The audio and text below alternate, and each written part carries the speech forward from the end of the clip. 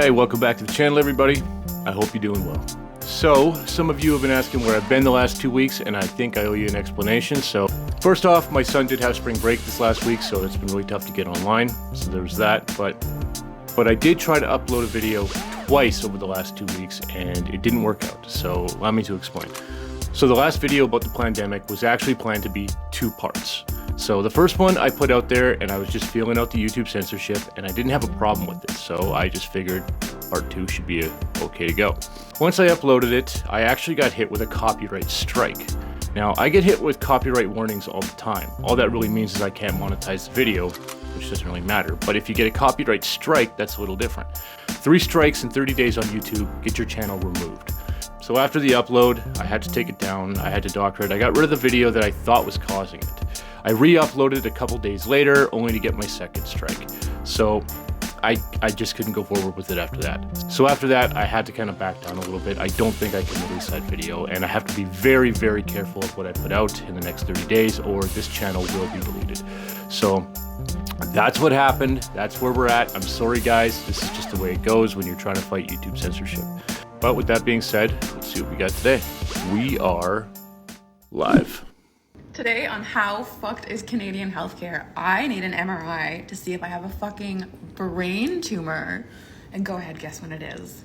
Go ahead, guess. It's in 2026.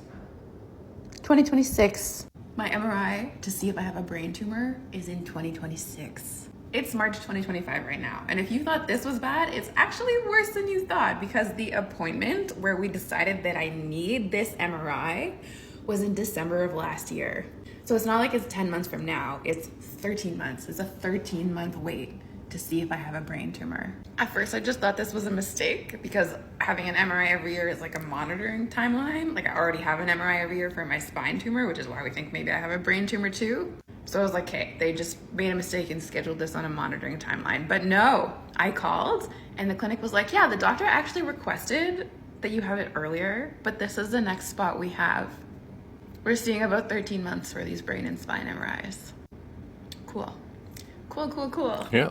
Canada, where healthcare is free, but only if you can afford to wait. You get what you pay for, and unless you're an immigrant, you're not getting any. Whether Poilievre followed through with real solutions or not, he's not wrong to say that Canada is broken, right? That's complete. If you look at the younger generation, you know, and I've talked to a young journalist working on stories. I don't know if it's come out yet, but it totally makes sense that anyone under 40 feels they don't have a future in Canada. They literally, if not, you know, polling in favor of some sort of, you know, amalgamation, they're probably thinking maybe I should move to the United States. If they could, they would. I've had so many conversations with people that should know that say, it makes sense that boomers that, you know, rode the housing market to what I say are money laundering peaks. There's nothing supporting this. I don't find a good reason why Canada's housing prices are astronomical, except for just incredible illicit fraud, financial crime in our markets. Yeah. And so younger Canadians, yeah, it's broken. The Canadian dream broke. It worked if you're a boomer, but for people below that, it's been sketchy for a while. We don't even need to start talking about healthcare lineups, inability to get a family doctor, things that were taken granted before, right? Let's not get into assisted dying and just like all the completely radical policies, right? And I do think Poilievre was tapped into something real. And the emotions of the moment with, as I call him, Hurricane Donald, and whether he's real about his threats or not, I mean, it's tapping into something very visceral and it should in Canadians. Like, for one, I mean, like I say, if you don't have a military to defend your borders, and your leaders for decades, but especially Trudeau, have been thumbing their nose at any responsibility, I mean, what Trump's saying, it's not entirely baseless, right? So, but yeah, when you've got Canadian and American hockey teams dropping the gloves before the puck is dropped, you can see that something very, very, I don't know, like I say, visceral, something tribal is going on here, and it's not a good situation. No, I mean, unfortunately, propaganda does work. This chart is a perfect representation of the upcoming election. It's going to be the working class, people like me and you, against the old rich elites. These are the folks, keep in mind, that benefited off the fact that they were able to buy a home while being a middle class citizen in Canada. They were able to purchase that home and likely live in it mortgage free. They have a tremendous amount of wealth. They are now retired. They benefit off of new programs. That is why the Liberal Party caters to the older citizens, because this is the larger voting demographics in Canada, despite us being at the bottom of a pyramid scheme. We are the ones that are funding these programs. We are the ones that are going to be stuck with a massive tax burden in the future because they were able to benefit off of a lot of the programs, and now we have to come in and pay for it. Now that they're retired and they have this wealth, you think they're going to change their mind? Have you tried even speaking to a 70-year-old just purely on facts and getting them to change their mind? They're going to vote who they've always voted for, regardless of all the crime. The fact that Toronto is now more dangerous than Detroit and New York, the uncontrolled immigration that we have, the fact that the Liberals want 100 million people living in Canada by 2100, which means almost 1 million people coming into the country every single year, driving up the prices of housing, which only benefits them because they're the ones that are living in that asset class mortgage free. We suffer with the higher cost of living. We are the ones that are fueling the economy. We are today's working class. This is the retired class. Our hope for change, our major hope to get taxes down, to get a tremendous amount of revenue coming in, because Canada does have the world's third largest oil reserves in the world, is to make sure that these groups right here, they come out in record numbers, enough to offset the older non-working retired class. The working class, you need to come in clutch. Because if you're sick of the uncontrolled immigration, the crime that's happening in this country, the increased tax burdens, the fact that you can barely afford groceries, the fact that food banks are at record all-time usages, we need your help. Plain and simple, this election will come down to people like us. Yeah, and last election, 40% of Canada didn't vote. He's branding himself as the outsider, Yes. but he's not. This is the background of Mark Carney, okay? He went to Harvard and Oxford. Not a big deal, but again, elitist. He spent 13 years at Goldman Sachs. And then he ran the Bank of Canada and eventually the Bank of England. So you want to talk about elite bankers, top of the world, central banks? He ran 2 central banks. And then on top of that, he was a UN special envoy. Oh yeah, my favorite, chairing Brookfield Asset Management, one of the largest asset management company here. He served on the boards of Bloomberg, PIMCO, Stripe, and he belongs to exclusive clubs like the Group of 30, the Bilderbergs, the Peterson Institute for International Economics, and my favorite, the World Economic Forum. Oh, and by the way, his father ran as a liberal, so if you want to say that he was not involved politically, he ran as a liberal. And Mark Carney himself served as Trudeau's economic advisor. So you want to say he's an outsider? I mean, this is the most insider guy there is. Yeah, he's actually been the one pulling the strings for Trudeau. This is the most comprehensive video I'll have done of Mark Carney, who is going to be the next unelected Prime Minister of Canada. Chrystia Freeland, the former finance minister. Mark Carney is her son's godfather. Don't take it from me, take it from her. Watch this. I speak with him often. He's actually my son's godfather. But wait, there's so much more. This is Mark Carney's wife. She works for this company right here. That's the same company that's received millions of dollars from the Liberal government. And this is something that's very well documented. Now, what you can't see up here is the logo for the World Economic Forum. Mark Carney is a member. He's actually been a member of the World Economic Forum for quite some time. He's been doing a lot of speaking engagement. And keep in mind, he was a member from when he used to live in the United Kingdom. He holds a Canadian citizenship, an Irish, and a British. 3 countries. He also had close ties with Ghislaine Maxwell. You can see her in these pictures here. Did you know that when he became appointed the economic advisor for the Liberal Party, this company here, remember it, Telesat, completed $2.5 billion in funding from the federal government. This here is Mark Carney having a good laugh with his friend Dan Goldberg. He's the president and CEO of Telesat, the same company that received $2.5 billion in funding. Because he wasn't a member of parliament and just an economic advisor. He doesn't have to abide by conflicts of interest, nor does he have to disclose whether or not he held shares in Telesat at that time, or well before then. When Elon Musk was asked how much it would cost to provide Starlink to every Canadian household that doesn't have high speed, because Telesat received over $2 billion in funding, he responded with less than half that amount.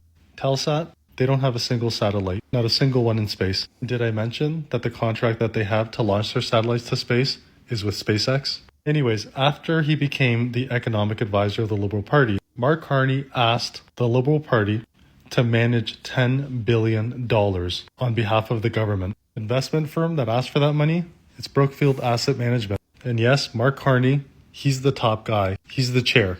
What do you guys think? Does he fit in well with the Liberal Party? Do you guys think it's going to be more of the same corruption? And also, that Telesat loan was interest-free. Last night, Mark Carney lied to Canadians. He lied to Canadians saying that his company, Brookfield Asset Management, only moved their headquarters from Canada to Donald Trump's hometown of New York City after he had resigned from the board. Now, we all know that Brookfield made that announcement on October the 31st, proving that Mr. Carney was lying to Canadians. But this morning, we can share with you a letter signed by Mark Carney on December the 1st.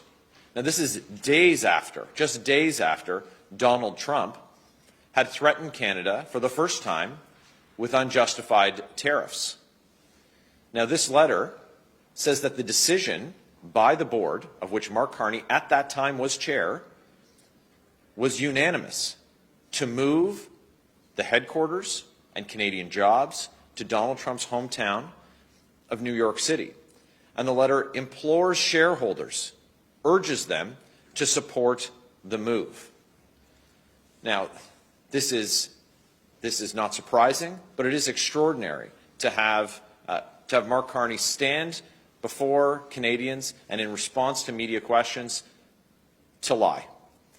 It's now more important than ever that he disclose all of his financial interests and conflicts of interest, knowing that he's been advising the Liberals and Justin Trudeau for 5 years and not having disclosed what his interests were to this point. It's imperative that it happens in case he becomes Prime Minister. And it's more important than ever now that he's demonstrably lied to Canadians. We know that we can't trust what Mark Carney says, and we now know that he will put profits for himself and for well-connected insiders on Bay Street and now on Wall Street ahead of Canadians. It's crystal clear. If Mark Carney wins, Canada loses. Pretty much. And there's a lot more to it than that. Mark Carney, the current Prime Minister of Canada, has one objective: to reach net zero. He outlines this very clearly in his book, Values. For those that don't know, net zero means that the carbon emissions that are created are the same amount that are absorbed, so that it doesn't enter the atmosphere. What you might not know is that Canada is already net zero. Matter of fact, we're much more than that. Canada has 318 billion trees. Those trees absorb 10 kilograms of carbon each, which equals 3.18 trillion a year. And Canada only emits 708 billion kilograms of carbon per year. Let me put that in perspective for you. We actually absorb 4 times the amount of carbon than we produce. And the other 3/4 that we absorb compensate for the carbon of the other countries. So one might ask, why does Mark Carney still want a carbon tax on Canadians? Well, it's because Mark Carney is a globalist. His words, not mine. And he wants a net zero world, not just a country, which is actually the true goal and definition of net zero. Net zero is a globalist term. So let me ask you, if his ultimate goal is a net zero global economy, then how can he put Canada first? And how can you think that the US is going to go for that? I think it is extraordinary that Mark Carney has become the Prime Minister of Canada. He did a terrible job in Britain of the governorship of the Bank of England.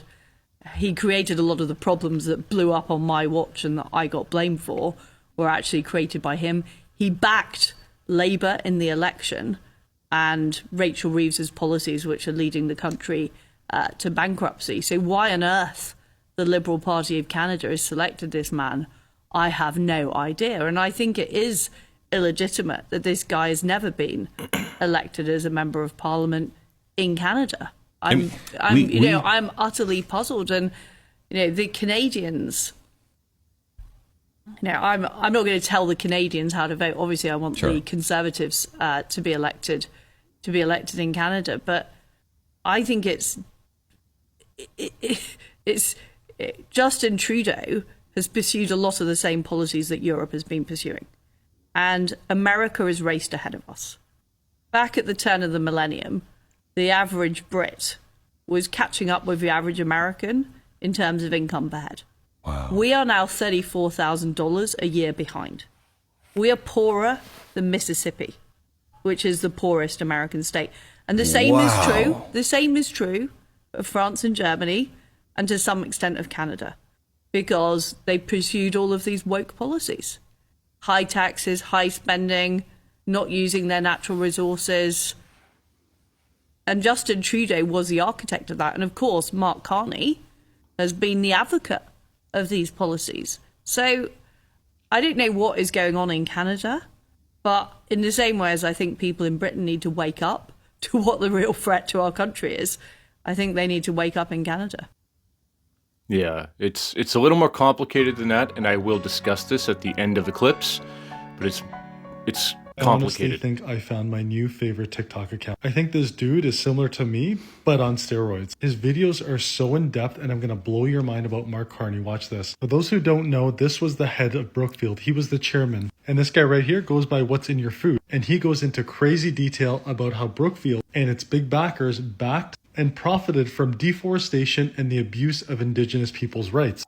The summary of the findings were the Canadian asset manager, part run by green finance champion Mark Carney, cleared thousands of football fields of tropical forest in Brazil, an estimated 9,000 hectares of deforestation, the legality of which could not be proven by Brookfield, took place on 8 farms owned and managed by Brookfield's soybean farming empire. Now, the documents were in Portuguese, and he had it all translated in ChatGPT, and he had it summarized. The final verdict by the court determined that both companies were responsible for labor conditions that met the legal definition of slavery in Brazil. So this was Brookfield and this other company, and they jointly were liable for maintaining workers in slave-like conditions. Now, he goes on further to find this violation tracker, so you can look up the violations that certain companies have done. So this is Brookfield, headquartered in Canada, publicly traded, and they're told, wow, 93 million in fines. For example, this one right here by Brookfield, they got a penalty of $43 million for environmental related offenses. This is from the EPA. And there's more. There's other ones like this. Again, an environment related offense. Dozens. Where they settled with EPA over hazardous waste violations, where they stored illegally more than 750,000 gallons of highly flammable hazardous waste inside the rail cars. This was a federal violation. I'm sorry, and this is the person that's supposed to save the environment and be our next prime minister? He's charging a carbon tax and literally chopping down over 900 football fields worth of forest. This is insane. Yeah, that's a liberal is a liberal. It is what it is. We invest in, buy, and own the backbone of the global economy. When the water gets delivered to your house, the road you drive on, the pipeline that brings different things to your community, the telecom towers that transmit your phone, the data center, the real estate that you live in. It's what we own and build. So it's really what drives the economy, and you don't often see our name. Is that a good or a bad thing? It's just because we're behind the scenes, but it's big. With $1 trillion of assets almost, we're behind a lot of the things of the global economy. Fucking Brookfield, man. China, if you're doing business with them, you're really doing business with their military.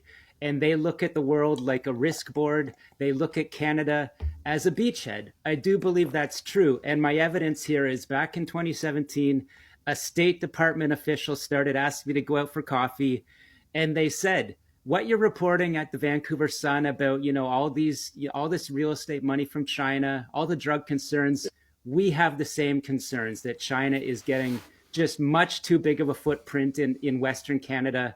And our guys in the DEA say your RCMP won't work with us. It's all excuses.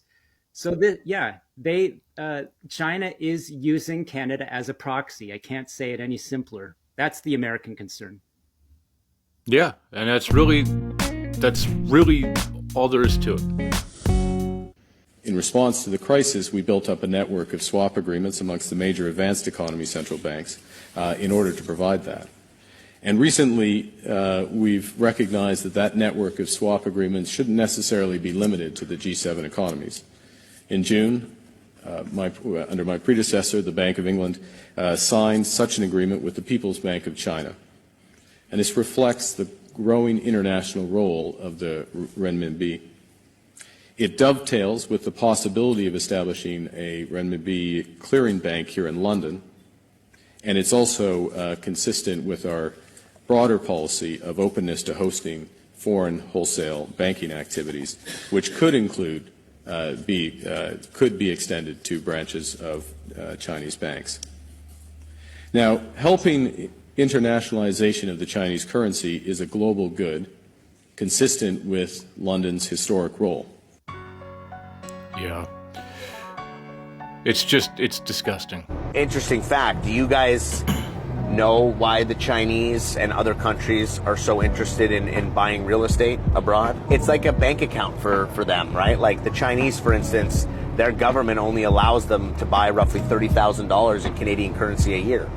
So what do? They buy a house. That house, this asset in this country, becomes somewhat of a bank account for them. Their need is to get money into the country. That's their priority. It's not so much an investment in terms of I want to collect rent and I want to refinance and all this sort of stuff that's a real part of owning real estate. They're just trying to get their funds abroad legally because obviously they live in a communist country. Can't be shocked when they only let you buy so much currency of another country's currency, right? So it's fair that they leave all these properties vacant, though? No, not at all. I think it's an absolute joke. My financial part of my brain doesn't accept that, let alone my humane morale compass. There's a demand to rent it. Like, why not rent it? You're providing housing, and B, now your costs are being covered. Or a lot of these people buy it cash, so there is no debt. Now there's just pure cash going into a bank account, and you're providing somebody with housing. So I think it's an absolute joke. I think you need to make it so financially painful that it makes absolutely zero sense for them not to rent it. That would be my argument. But then it's not an asset, and they can't launder their money through it. There's the rub. 2025, 2026 equalization payments are in. The numbers are in, folks. British Columbia, Alberta, Saskatchewan are paying for the rest of Canada. You know what's funny? I was a separatist for a very long time, and when I said we should cut the border off to make our own country at Manitoba, the people from the East lost their minds. And the proof's in the pudding. The welfare fucks, of course they lose their minds. They wouldn't survive without us. Well, there's a group of Albertans that are working together right now to put together a delegation to go to Washington to talk to the Trump administration about Alberta petitioning for U.S. statehood. It's quite evident that we're being governed by idiots in Ottawa who don't understand that we can't afford a trade war with our largest trading partner. And rather than simply apologizing to President Trump for not meeting our NATO commitments and not adequately securing our border, apparently the Trudeau government has decided to declare a trade war and run up trillions of dollars in costs like they did during COVID on a made-up emergency. So there's a number of us in Alberta that have had enough and want to go speak with the Trump administration about the benefits of Alberta joining the United States. Yeah, the writing is on the wall. Last week, I spent some time with two government officials for Canada. I was asking them how realistic is it that Canada would be the 51st state. And they told me there is a path. Alberta is first, and if they sign on, Saskatchewan would follow, and then you go west to British Columbia. There is a movement in Canada to join us. I want to get your thoughts on that and how that's proceeding. So it's true. Thank you, Brian. It's true. A lot of people in Canada are liking becoming our beautiful, cherished 51st state. They'll have to pay much lower taxes. They'll have the ultimate security. You know, they don't pay very much for security right now because they rely on us, which is really unfair to us. They make cars that we could make, and they send them back into the United States. They make a lot of things, including the sending of oil and everything. We don't need their oil. We don't need their lumber. In fact, we're going to be freeing up, and I've asked Howard Lutnick to get that done with Lee and everybody, Lee Zeldin, environmental.